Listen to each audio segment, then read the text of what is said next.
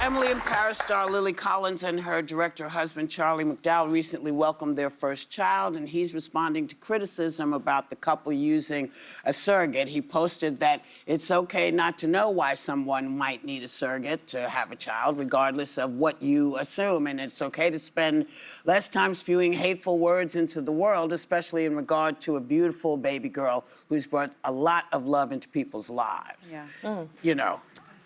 Yeah. Right. Yeah.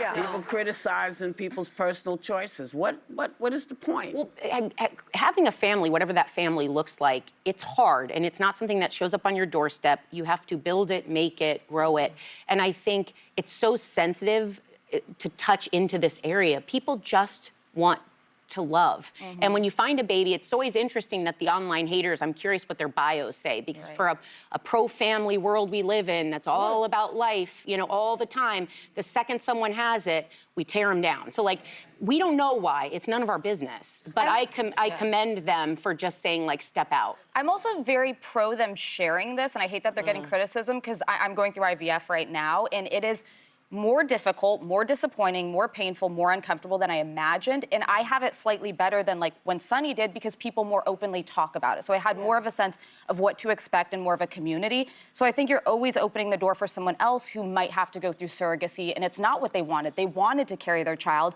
but you're making them feel less isolated and alone in it. Yeah. I agree. I mean, you and I have had so many conversations about IVF because, as many of you know, I had 5 miscarriages and ultimately have my 2 beautiful children through IVF. And I wanted to share my story with the world, but also with Alyssa, because I knew she was going through it.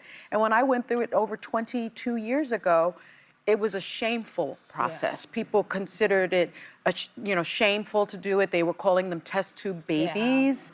Yeah. They were, calling, if you had an embryo that was frozen, ice babies. And it was something that was very hurtful to me. And I, fell into a depression for the first time in my life. And so when I see somebody sharing their wonderful story about surrogacy or infertility, I know that they are helping someone else. I know that. And it's disgusting and despicable for people to judge them for wanting to bring love into this world and a family into this world. I just think it's horrible.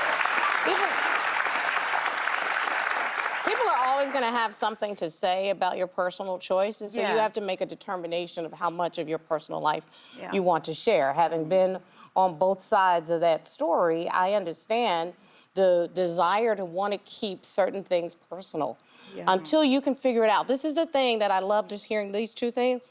You were able to talk about it when you were able to talk about it. Yes. Nobody gets to tell you when your timeline works.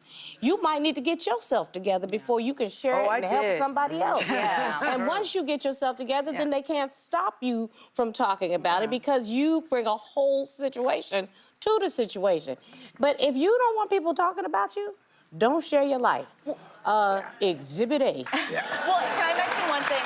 Star had mentioned in the meeting, gay men, this is their option to have kids. Surrogacy is the only option, so that we would demonize it. But there is something to be said, because we tend to overshare. You better preach. I agree with that too. You know, and I kind of feel like when you tell folks publicly, it becomes something that you have invited other people into. You may not realize it, but that's what tends to happen.